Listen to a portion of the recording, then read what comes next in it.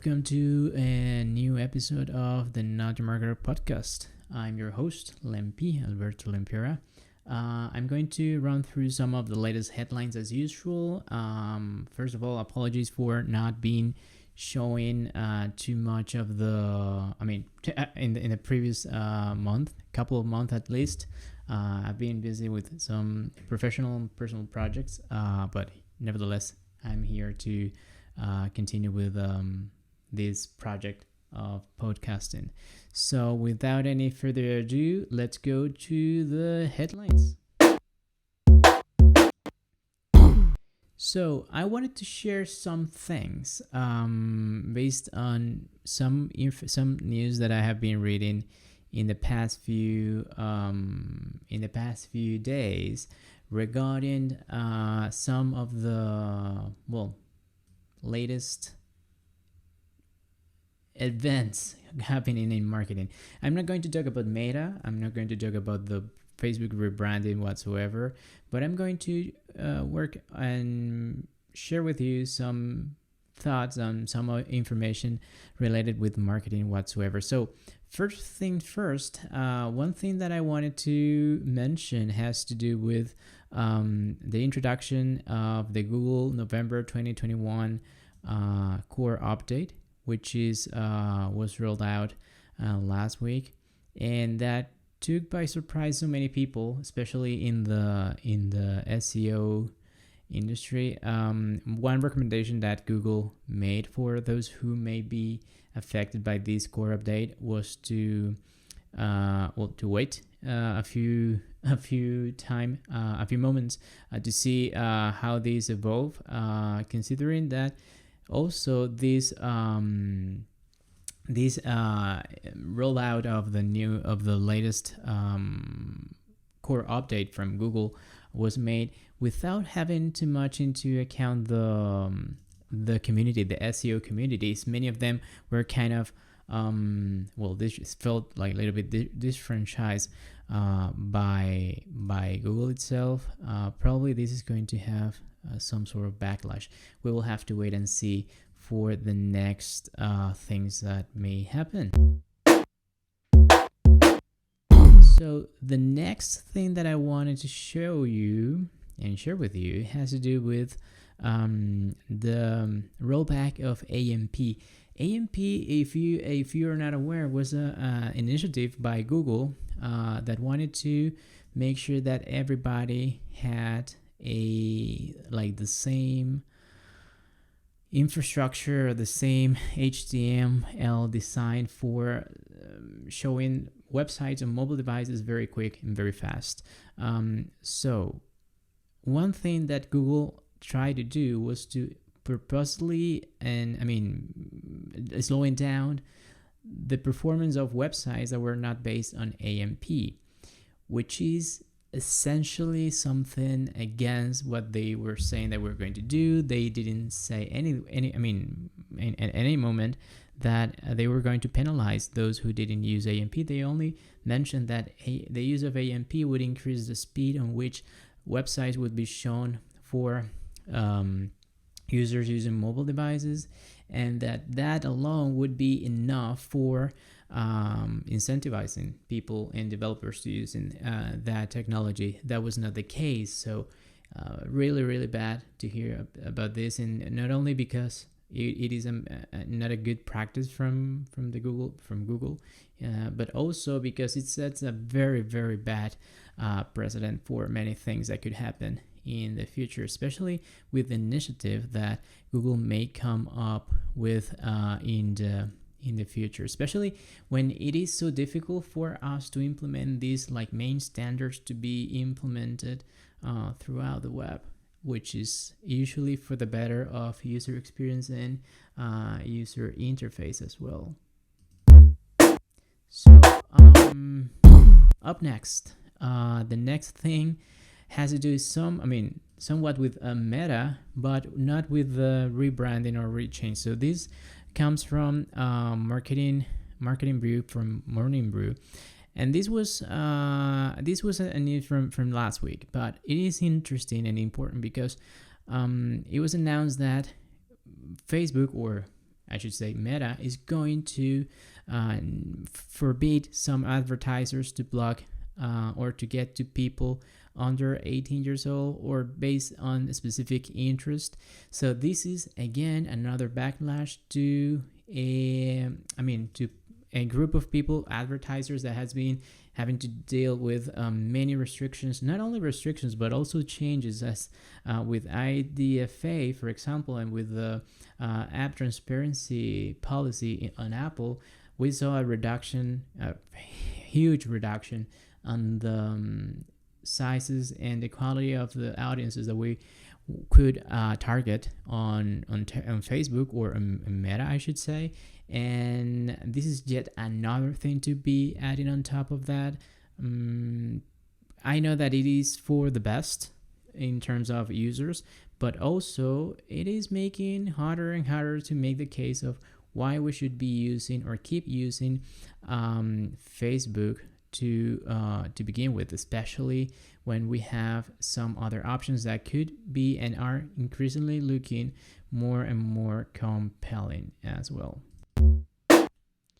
So next things in this line of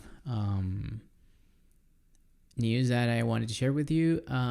So last week, Grammarly, the mobile app and software that allows us to use artificial intelligence to check our grammar and spelling in English, raised $13 billion. It raised 200 million more, so it has a 13 billion US dollars valuation based on a technology that it is it is increasingly good. But this is amazing because the value or the valuation of this company comes along just because of the technology that they have. It is, if you don't know what Grammarly does, is that based on some settings that you set up, like what kind of document are you writing, what kind of context or an environment are you using for that document or that text to be wrote.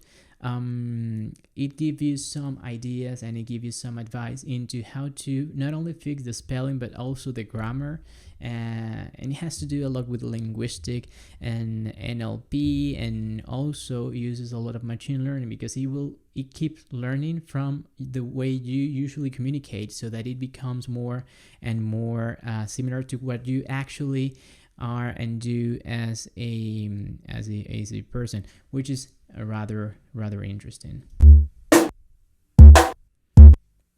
So the next news has to do with the music industry. So this is interesting.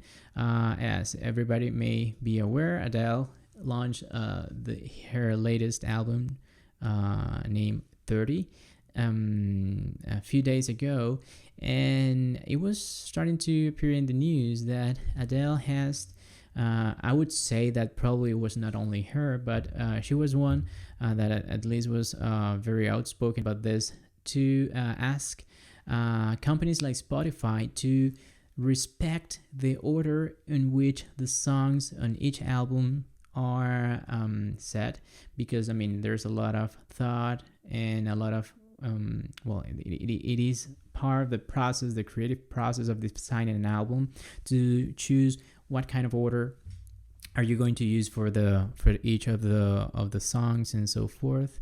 And Spotify decided to remove by default the shuffle option on whenever a user is going to listen to an album. So that doesn't mean that you or that the user is not going to be able or allowed to shuffle the songs. The only thing that changes here is that it is not going to be automatically or by default the way of reproducing or playing the album instead, which is also something worth noting for this. So, and lastly, I wanted to share with you. Just 1 second.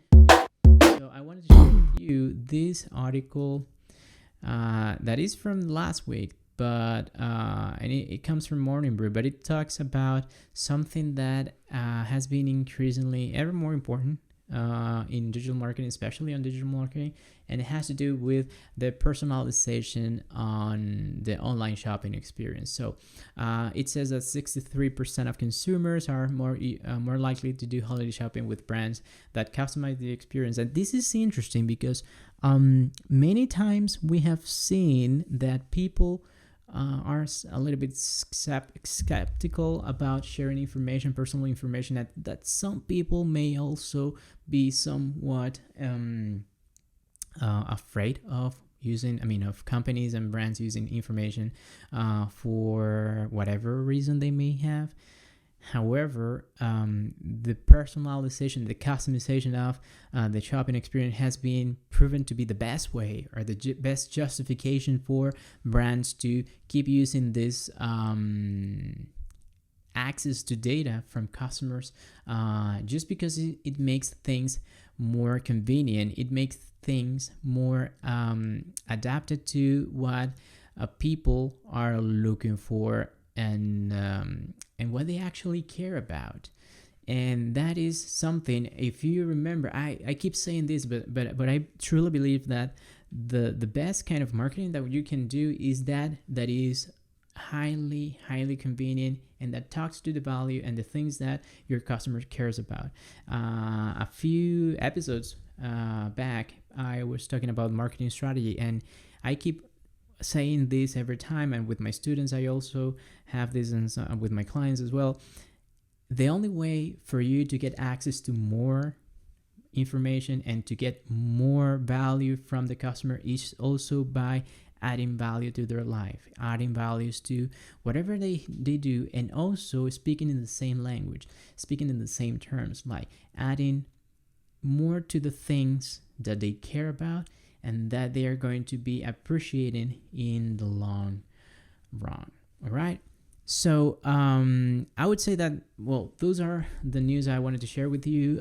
Again, this has been a very, very short episode because I was just trying to dust a little bit, clean up a little bit the dust, and just make sure that I got something to share with you that could be worth of noting. I'm planning to launch another series of marketing strategy in the coming days, probably something related with Black Friday and the holiday season, just as usual, as I did also last year.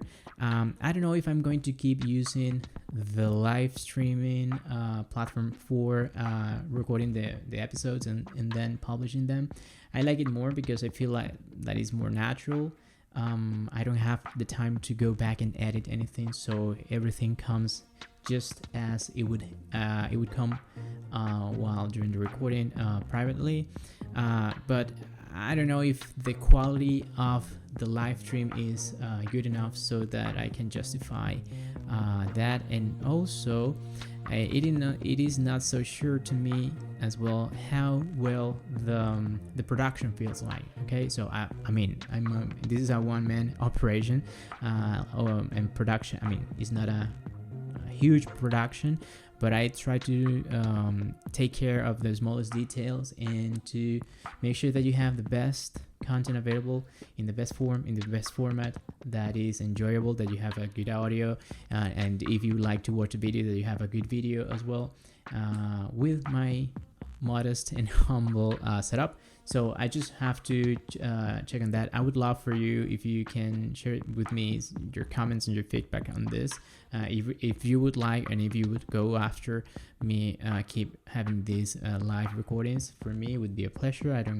As a matter of fact, it would be easier for me because I don't have to go back and record some things because I'm kind of a perfectionist, so I always like to go and fix things that when they don't end up being the way I like it, or the way I planned.